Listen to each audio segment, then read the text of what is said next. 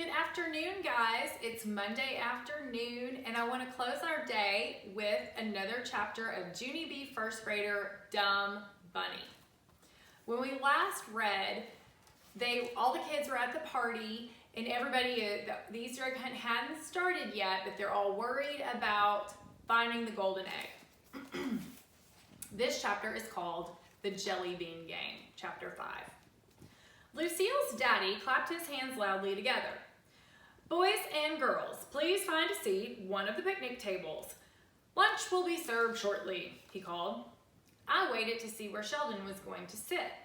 May waited too, because both of us had to keep track of that guy, of course.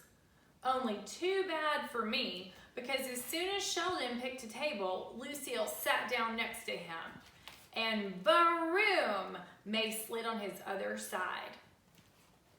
Guys, why did she want to keep track of Sheldon? Do you remember? Why are May and Junie B so interested in where Sheldon's going to be? Because they think he's got the inside info for that golden egg. Let's keep reading. Okay, so Junie says, I got shut out. Wait, hold it, no fair, I said. Then I quick tried to squeeze myself between May and Sheldon, but May would not budge herself. I did a grrr face at her. May hissed like a snake. I stood there very puzzled. I do not actually have a comeback for this hiss. Finally, I went to the other side of the table and I sat down across from them. That dumb May, I grumped to myself. She keeps getting one step ahead of me today. Plus, Sheldon is one step ahead of me today too. I looked across the table. Lucille was whispering to Sheldon very secret. May leaned her head over and she listened through Sheldon's other ear. Whispers can come right through Sheldon's head, apparently. I put my chin in my hands.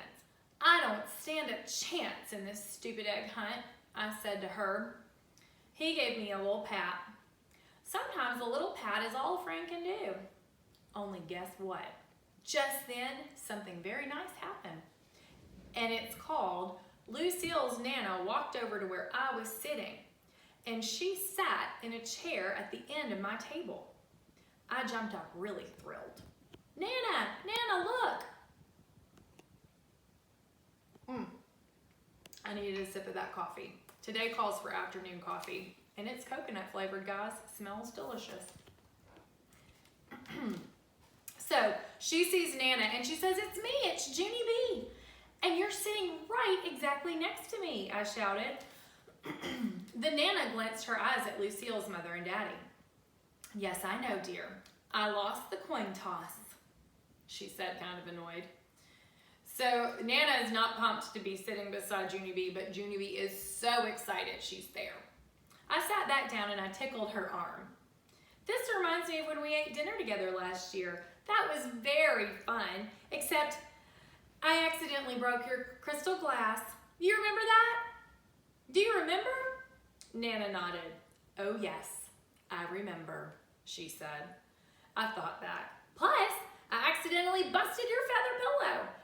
And if I'm not mistaken, I spilled beanie weenies on your expensive linen tablecloth, I said. The Nana looked at me. You're not mistaken, she said back. I smiled and I patted her hand. Good times, I said real soft. May heard me talking. Well, Lucille and I are gonna have good times too, right, Lucille? When I come swim in your pool, that will be really good times, she said. Sheldon looked at her and grinned. Don't count your chickens before they're hatched, said May. He said. Sheldon's the one that said that. Nana did a little chuckle. I think you mean hatched, dear. It's don't count your chickens before they're hatched, not hashed, she said. Sheldon raised his eyebrows. Really? Are you sure?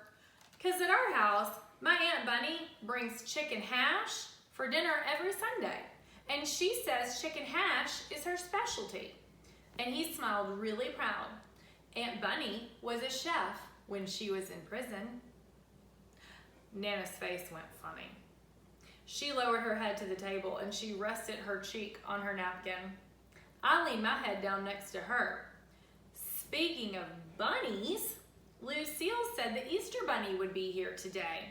Only I haven't seen him yet. And so where is he anyway, Nana? I asked.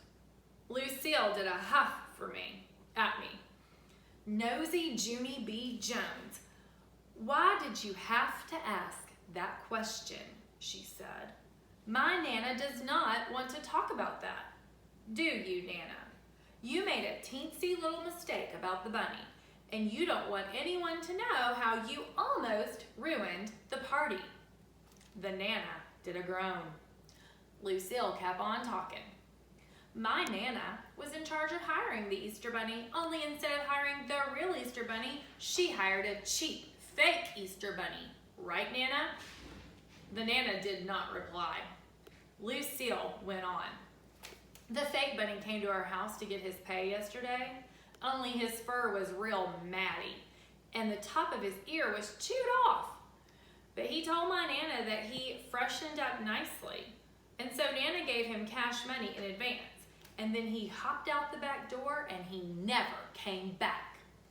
Nana raised her head. Thank you, Lucille, she said. Thank you for sharing that with everyone. You're welcome, Nana, said Lucille, very pleasant. You're welcome. Nana rolled her eyes. Lucille does not understand sarcastic, I believe. Just then, Lucille's daddy stood up at his picnic table, and he said it was time to get the show on the road.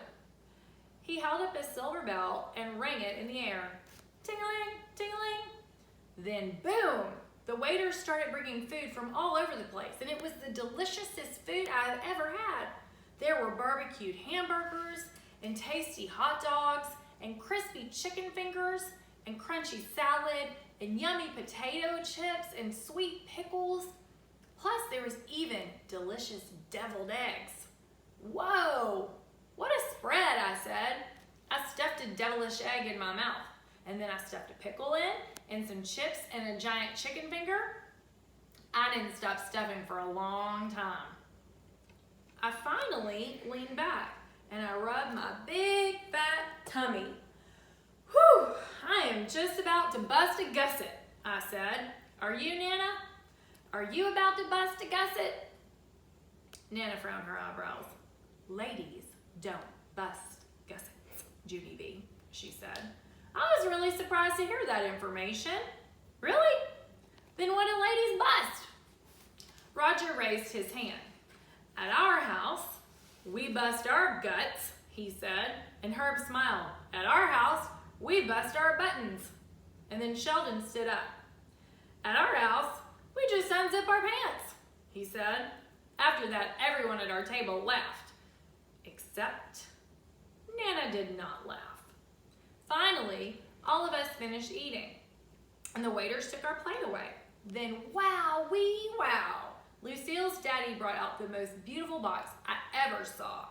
It was wrapped in shiny yellow paper with swirly curly ribbons, and he held it way high in the air so all of us could see. Whoa, whose birthday is it? I shouted, really excited. Lucille jumped up and giggled. That's not a birthday present, Junie B. It's a game prize.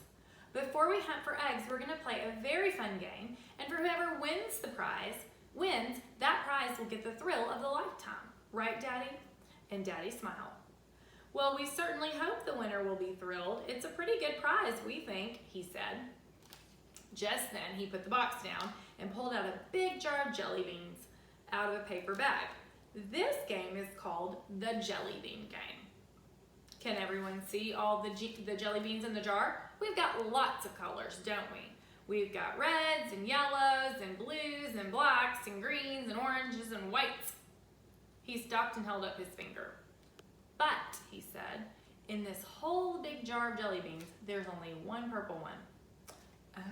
Oh, we said together, just one purple one? And Daddy smiled.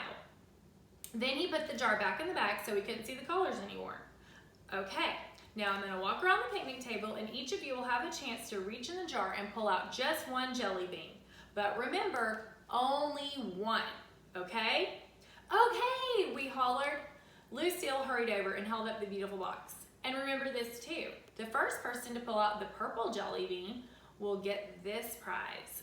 It's the thrill of a lifetime, she said. We clapped and clapped and clapped. And then we bounced and giggled and wiggled and clapped, and we waited for the jelly bean jar to come to us. It was the nervousest wait of my life. Because what if someone got the purple jelly bean before I even got my turn? That would ruin my whole entire chance. I put my hands in front of my eyes, and then I peeked through my fingers. I watched the children pick. Roger's table went first. He picked the red bean. Then Camille picked an orange bean, and Chanel picked green bean. Shirley got a blue one, and then my table came next, and my heart began to beat faster and faster. Jose picked a yellow bean, and then Lily got a white one, Lenny got a white one, and May picked another white bean, and then Sheldon picked a black bean. And then at last, it was my time, and my heart was pounding like crazy. And I bent over and I did some deep breathing. And Daddy held out the bag to me. I breathed some more. Okay, Junie B, he said, anytime now.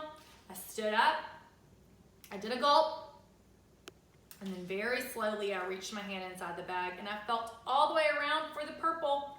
I wrinkled my eyebrows really curiously. What does purple feel like, I wonder? I said to myself. The daddy said, please hurry. I swished my fingers through the jar, and then all of a sudden I felt it. I felt a purple one. It felt roundish and beanish and purplish. I grabbed it really tight, and then I quickly pulled my hand out of the jar. And I opened up my fingers, and guess what?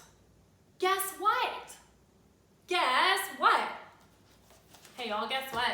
That is the end of chapter 5. We don't know what color it is, so tune in to me tomorrow afternoon and we'll read chapter 6 and we will see what happened. What color bean Junie B got. Can you make a prediction right now? I want you to make a prediction what color you think her bean might be. All right, see you tomorrow. Bye guys. Love you.